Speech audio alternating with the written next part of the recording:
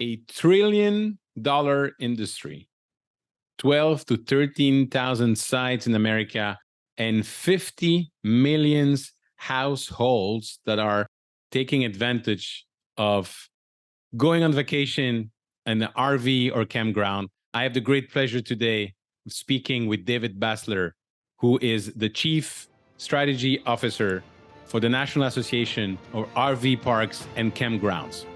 Enjoy the conversation with David.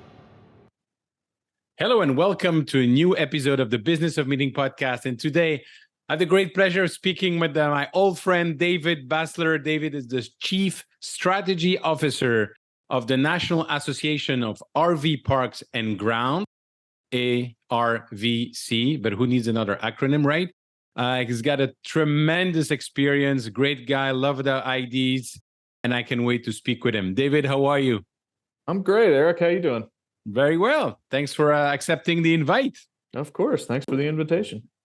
So we met thanks to MPI, as probably thousands of people in this industry. Yeah. But your journey started before. And so why don't you tell us what is your journey? Oh, my journey. Well, my journey started in my journey actually where I got to my career actually started back in high school. Actually, I was kind of a lost kid in high school and found a teacher who pointed me in the right direction, which was in writing and communications. And my high school had an award-winning magazine. It was unlike any high school publication. And a lot of high schools have newspapers and that kind of stuff, but this thing was different. This was a full-color, glossy magazine, and this teacher had a staff, and I mean, and he was a really cool guy. Everybody loved him, and he took me under his wing, and I guess saw something in me that I didn't see for sure, and I joined this magazine staff, and we won a lot of awards, and the group of kids was really fun, had a lot of good times with this group of kids, and I'm still friends with a lot of them today. And anyway, it turned into a college career in journalism and communications, which then turned into a career out after college. And right after college, I went and worked on the East Coast for a while, and as an editor. And pretty quick after that, I thought to myself, you know what, I want to start my own publication, and if I'm going to do it, now's the time. And I did. I moved west. I wanted to live in Colorado. I had a dream of living in Colorado, and so I moved out to Colorado from Richmond, Virginia, which is where I was at the time, and started a magazine, and which then turned into a publishing company. We were doing, by the time I sold it 8 years later, we were doing calendars and visitors guide and all sorts of stuff. And it became, it was in this little town in Colorado, and it became a central hub of the community, which is something that I really loved about not only being an entrepreneur, but about just that aspect and that time of my life, being a part of a really important part of the community.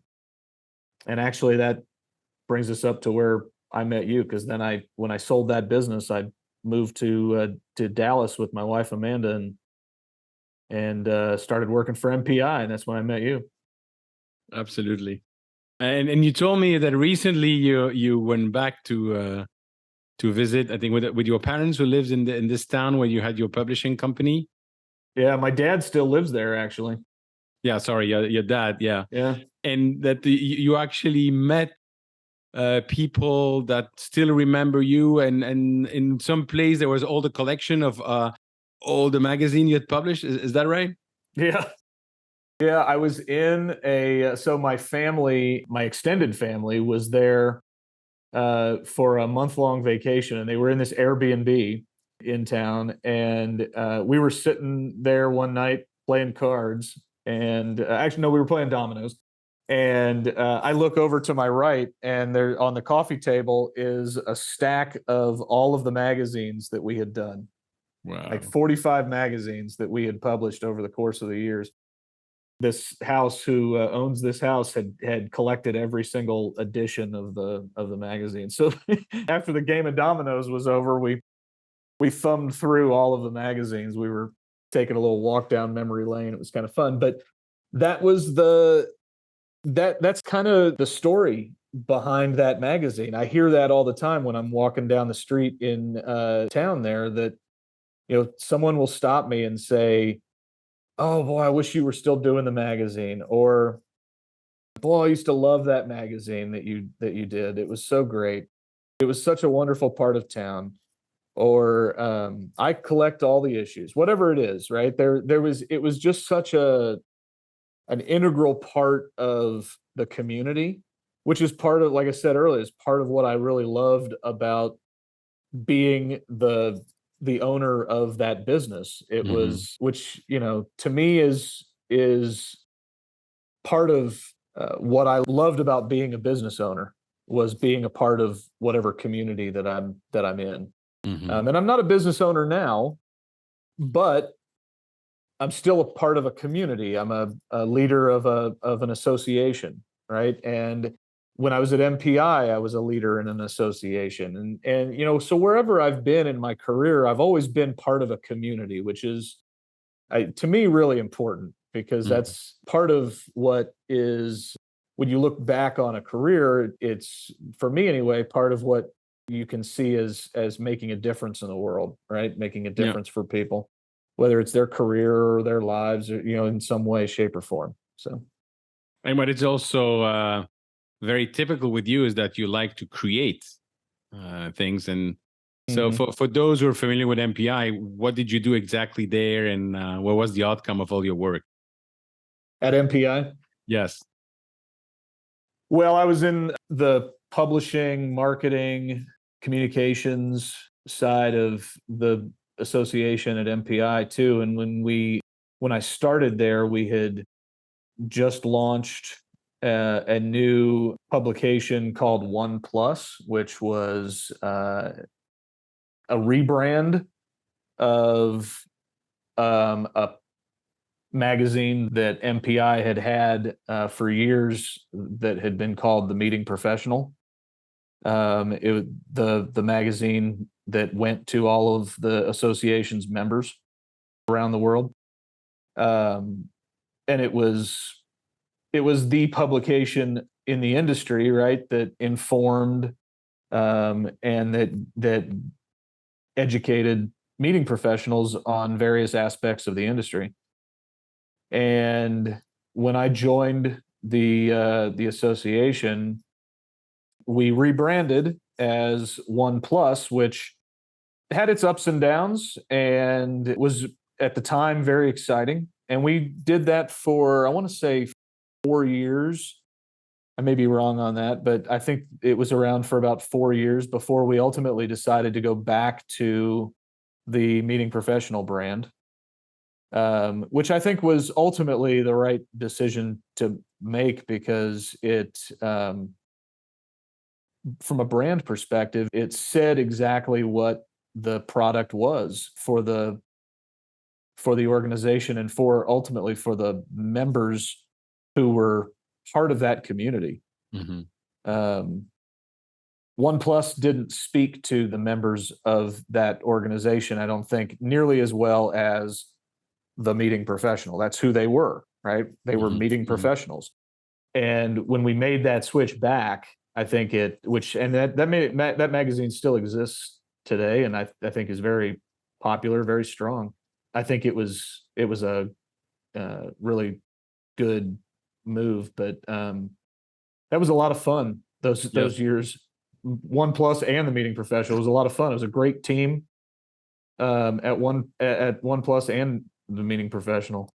I remember visiting the office in Dallas. You could really tell that we were in your department. It was a great team. It was a fun group of people. Well, the whole MPI team across the whole organization was fun, but you know, journalism in general, writers and designers are a creative, fun group of people, you know? Yes. And they see things in a different way. So it was a good group of people to work with. I really enjoyed all of them. And did you transition from there to where you are today? Or there's other steps in between?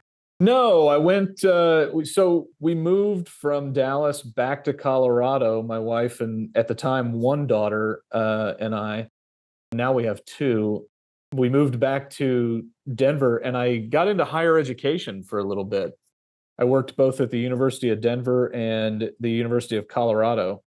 For a little bit, both in marketing and communications, and worked in on a couple of rebranding campaigns at both of those as well, which again was, again, communications and marketing, but also in a community, and it allowed me to get creative with the rebranding campaigns. Mm-hmm. So ultimately, though, I decided that higher education wasn't the right fit for me. I liked the association communities, I think, a little bit better. So this position that I'm in now at National Association of RV Parks and Campgrounds opened up actually kind of as a surprise. I wasn't even looking for a new gig, and a friend gave me a call one day and said that another friend of hers was who was working at this organization had reached out to her and said they were looking for somebody in marketing, and it just was a great fit. It was an outdoor organization, obviously, because of the nature of the business, which I love. I love camping. I love being outdoors. And the best part about it was the proximity to my house at the time. This was pre-COVID. And I was commuting at the time. I was commuting about 45 minutes to an hour one way to my job at University of Colorado. And this job was about a mile and a half down the street from my house.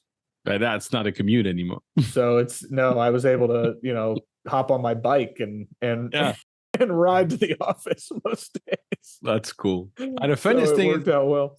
One day, we are keeping in touch with each other, and you said, "I'm going to IMEX." I said, "Yeah, I'm going to be on IMEX as well. Why don't we meet?" And the only time we could find was like at 11 o'clock p.m. in the bar, smoking a cigar. And then you look at me. I never forget. You go, "Eric, do you know what I do now?" I say, "I have no idea." And he said, "I'm working for the National Association of RV Campgrounds of America." I say, "What?" Always been a dream of mine to bring my family. So long story short, the next hour, you designed the trip that I took and ran in a Class A, which has never driven before. And we had the 3 most amazing weeks with my family in the West. So much so that recently I did with my little one, another one, just the two of us in Maine, again, thanks to you. But the reason I wanted to have you on the podcast, besides the fact that I believe you're a great guy and have always great ideas, is that we're talking about meetings, we're talking about events, we're talking about the hospitality industry. And I discover a huge industry, an amazing community that I had no idea was existing. So can you tell us a little bit more about the size of the RV and campground industry in the US, and what's happening with this industry today? It's huge. So just like the hotels and industry often is referred to as the indoor hospitality, we refer to ourselves as the outdoor hospitality industry. And the outdoor hospitality industry is part of the outdoor recreation industry, which is tracked by the federal government, and it's a $1 trillion industry in terms of in terms Trillion. of trillion-dollar industry, in terms of the amount of revenue. It's roughly 2% of the GDP of the United States, and it is growing leaps and bounds, and has been really, I mean, every year, especially since COVID, right? When people weren't able to travel by plane, they weren't staying in hotels, going long distances. We saw the purchase of RVs and the rental of RVs skyrocket, and our campgrounds and RV parks were busier than you could possibly imagine. And that has not changed post COVID. I mean, some have sold their RVs and the purchase of RVs has gone down. The manufacturer numbers have gone down, but the excitement around camping and RVing has not waned. It's still as popular as it was during COVID. So it is it's a growing part of, I think, the American society that's just, we're going to see continue to expand. And it's, being seen, noticed as well by investors. Campgrounds that in the past had been purchased by single purchasers are now being purchased by corporations and multi-park owner investors, investment groups. So we have that to deal with as well. That's a change in our industry, considerable change. But it's a huge industry. People don't realize it's a huge industry. And when we go to Washington, D.C., we go at least once a year to advocate for our industry. It's always a surprise to legislators in D.C. how big the industry is too. What do you tell them to make them aware of the size of the industry? Well, a lot of what we tell them is what I just told you, the amount of financial impact that our industry has.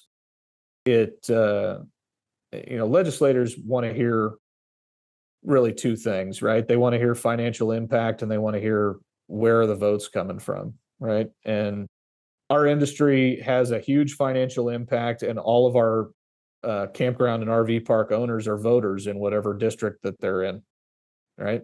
Yeah. So, when we, just like with other industries that come through DC to advocate, we show our impact, and we bring campground owners to the meetings with us, and we show them that, the legislators, that look, these are the issues that we are fighting for. Mm-hmm. And these are the business owners that are in your district who, whatever decision you make is going to impact these business owners one way or the other, right? And if it's going to impact them in a positive way or a negative way, either way, they're voting for you or against you. Here they are. Yeah. So, how many RV camps or campgrounds are there in America? Well, privately owned, which is who we represent, privately owned campgrounds, there are about 12 to 13,000 across the United States. 12 to 13,000. Yeah. And those are different, they range in size, right? So they range in type of campground. So that's everything from a small campground that might have 5 or 6 sites, all the way up to a mega campground. Like we represent a handful of campgrounds on the East Coast that have literally thousands of sites. They're almost small cities. They have we call them mega parks. They have 3,000 or 4,000 sites, and they have with all of the roads inside their gated park area, they've got 26 miles worth of roads inside their park. And there's miles of beachfront if they're on the beach. So there's quite a difference between a lot of the parks. But regardless, every park, we have a saying in our industry that no park is the same, right? They're all unicorns, right? Mm-hmm. But so are campers, right? There's no camper that's alike either. And so there's always a campground that fits the camper, right? You may be the type of camper that loves that big mega park, but you may not like the small 5 or 6 site park. But then I might be the exact opposite. I might like the little 5 or 6 park and not like the big mega park. So it's important to have that broad spectrum of campground options out there, which is what we encourage, right? And our organization is very similar to what MPI was about for the meeting and events industry. Our organization is there to advocate for all of those parks. We're there to educate. We provide professional development for their staff. We provide discounts for them for all of the products and services that they need. And we provide various other services that they need, any type of support, basically, that they need to operate their businesses. So you say you represent all the privately owned in opposition to what? To the public park or to I don't know, holding companies? We don't represent, when I say privately owned, we don't represent national parks, state parks, those types of things. But if a RV park, campground, glamping establishment is owned by, maybe, let's say you and your wife own a park, right? That you could be a member of ours, all the way up to an investment group or a corporation or anybody owns one or multiple parks, could be members of ours as well. So great example of that a lot of people know are like KOA parks, Camp Jellystones, Sun Outdoors, ELS. A lot of those are all big corporate entities that own multiple parks. A lot of those are members of ours as well. Do you have an idea of or the number of people or the number of families or the number of sites that are actually occupied, rented per year? So how many people are actually taking their vacation with an RV or in a campground? 50 million households in America.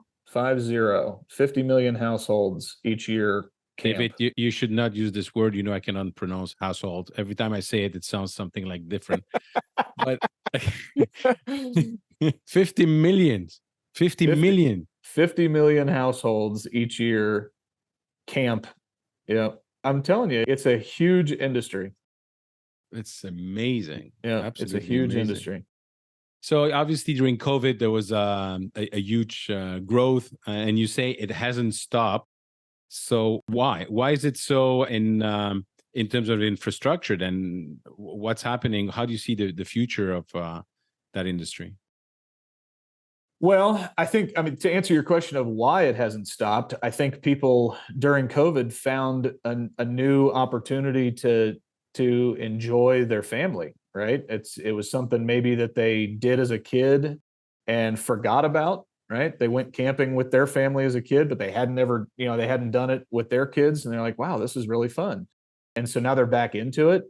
Maybe they were people who had never camped before. I know I have a stat on people who have never camped before and are now campers. I don't have that off the top of my head, though, but it is something that we track, people who camp for the first time every year. Mm-hmm. So there are a lot of people who are camping for the first time throughout COVID and in recent years. And I think that they just realize that there are ways to camp that doesn't mean that you have to sleep on the ground, right? I think people have a visual, right, of camping in their head, that it means that you're going to pitch a tent and sleep on the ground. And as you well know from your recent trips, camping is not sleeping on the ground anymore, right? I took my kids, and I know you just got back from a trip in Maine that you just mentioned. I took my kids to the Grand Canyon a couple of years ago, and we stayed at one of our member campgrounds, and we stayed in a safari tent. That when you walked into the safari tent, it was like walking into a 5-star hotel. It had a king size bed with plush linens. It had an air conditioner over in the corner. It had a kitchenette over in the other corner. It had a fire pit and a deck off the back.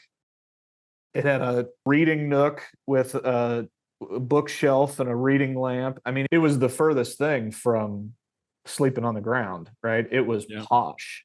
We had the greatest time. And to this day, if you ask my kids anything about the Grand Canyon, they can't tell you much of anything about the Grand Canyon, but they can tell you everything in the world about that safari tent, you know? So I think people just have historically a different view of camping. And then once they go and they experience these new ways of camping, you can stay in an RV park without owning an RV, right? Yep. You can rent an RV if you want to stay in an RV, like you also have done, right? Yes. But you don't have to own an RV. I don't own an RV, and I stay in RV parks all the time, right? You can stay in a cabin. You can stay in a park model cabin. You can stay in a safari tent. You can stay in a tree house. You can stay in a yurt. You can stay in I was at a RV park the other day that had a converted double-decker bus that the guy brought in from London, and this was in North Carolina. I mean, all sorts of things that you can stay in that are really cool. Was he serving high tea? Yeah, exactly. And you have access when you're there. They're perfect for families because when you're there, you have access to all of the amenities that's at the campground too. The pool, the mini golf, all the stuff. And then all of the stuff around the campground as well, all of the hiking and the fishing and all of that stuff too. So, and the ballooning and the hikes. Yeah. And if you have a huge, I remember when we rented the Class A, we also rent a car when we went different places. You create memories. You create memories. It's all about the experience, right? Our campground owners, that's one of the things that you will hear. Like when we have our conference, or we have an annual conference every year in November, and that's one of the big things that you will hear throughout the entire week is experience, because that's what it's all about, and the campers show up, whether it's one person or a family, it's all about creating that experience, right? They show up, they want to spend the night, obviously, but it's creating that experience that brings them back the next time, right? And if it's a campground that has multiple accommodation types, like I just described, a lot of times those families will come one year and they'll stay at a cabin, and then they'll come back the next year and they'll stay at a yurt, and then they'll come back the next year and they'll stay in a tree house, and so on, right? And each year is a slightly different experience, right? That you don't get when you stay in a traditional like hotel necessarily or something like that, right? But to finish answering your question, I think during COVID especially, they not only had that new experience outdoors, which was kind of we joked during COVID, it was kind of the perfect social distancing, right?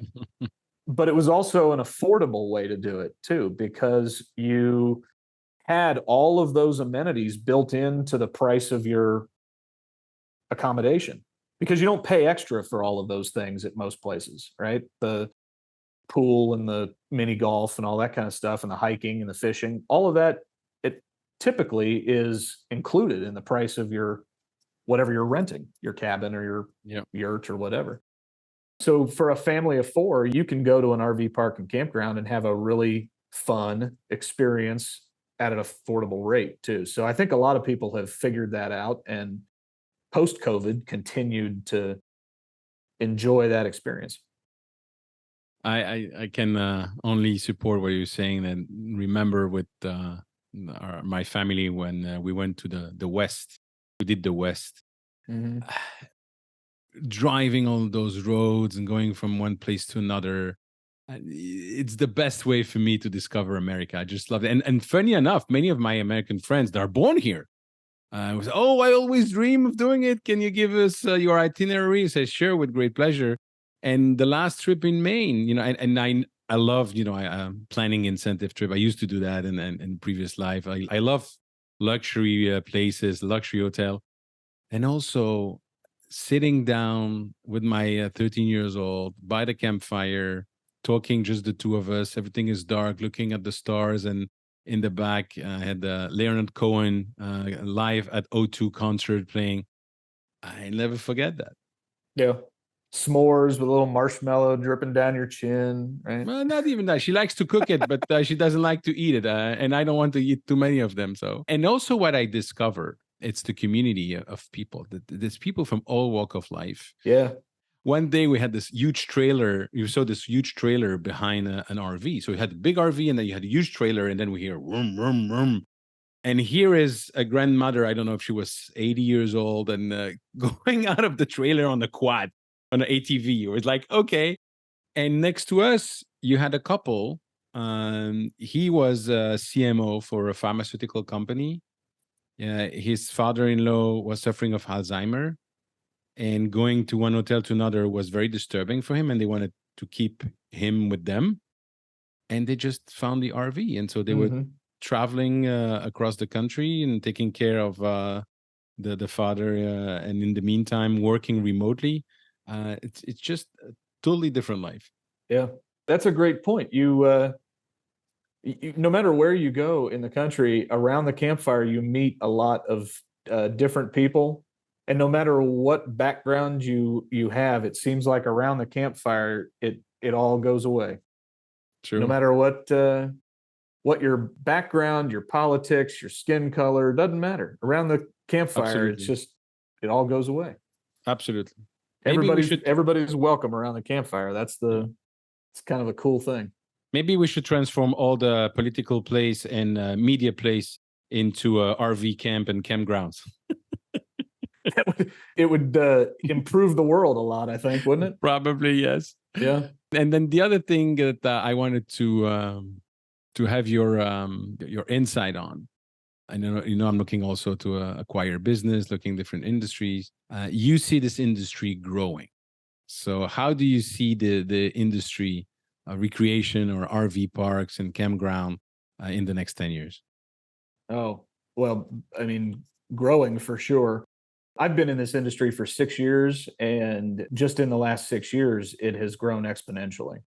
And a lot of that, again, like we've talked about, is due to COVID. But if you look at the data that we have that goes back 20 years plus, it's a solid uptick of growth. Even through 2008, 2001, I mean, all of the downturns of recent years through 9/11 and through 2008, where other industries dropped off, our industry didn't see a downturn. It saw a leveling off a little bit, but then a uptick again. So it's not a recession-proof industry, but it's definitely a strong industry. And I think over the course of the next 10 years, I see it going up, up, and up. One thing that I think is going to impact our industry, just like it's impacting everything else, are the interest rate issues that we're having. I think that's going to ultimately impact sales, because that's going to, I mean, ultimately it's going to just hinder what people can do in terms of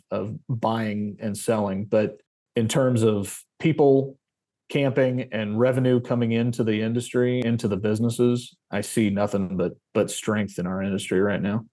If someone's looking to get into this industry from a buying of campground, there are, from my perspective, there are a lot of opportunities out there. I don't know that this is, again, because of interest rates, I don't know this is a great time to do it necessarily. It's not my area of expertise, but I don't see a downturn. Let's put it that way. Yeah. Thank you. Well, even if people don't want to buy an RV camp, I strongly suggest that they do this experience of having a vacation with their family like that. And if I have one advice in terms of setting expectation with the family, I would say just do like we did, like I did. I sat down my entire family in front of the TV and I showed them the movie RV with Robin Williams. So from there, it can only go up. It can only go up. That's right. That movie is so funny. David, thank you so much for taking the time today. My last question, when we meet face to face again in 1 year time with a bottle of champagne, what are we going to celebrate? We're going to celebrate you having bought a new business, it sounds like, right? Thank you. But about you, I'm talking about Oh, you. about me? Well, I'm always looking to buy a new business too. So maybe it'll be me buying a new business. No, I think in a year. So I'm on an arts board in my spare time, and in a year we will have broken ground on a $10 million project that I'll be celebrating in a year, which is going to be a phenomenal new addition to the town of Creed, Colorado, where we were talking about earlier, where I had started that magazine. So a year from now, that's going to be a really amazing piece of an amazing project for that community. So I'll be celebrating that a year from now. David, thank you very much, my friend. Thank you for having me. I appreciate it. David, thank you so much for sharing all your knowledge. Fascinating industry that a few years ago I had no idea was existing. So thank you very much for that. Ladies and gentlemen, if you want to connect with me, please do so on LinkedIn or join my Facebook group, www.eventbusinessformula.com/group. And if you enjoyed the conversation with David Basler, please share it with your network. Thank you. Bye-bye.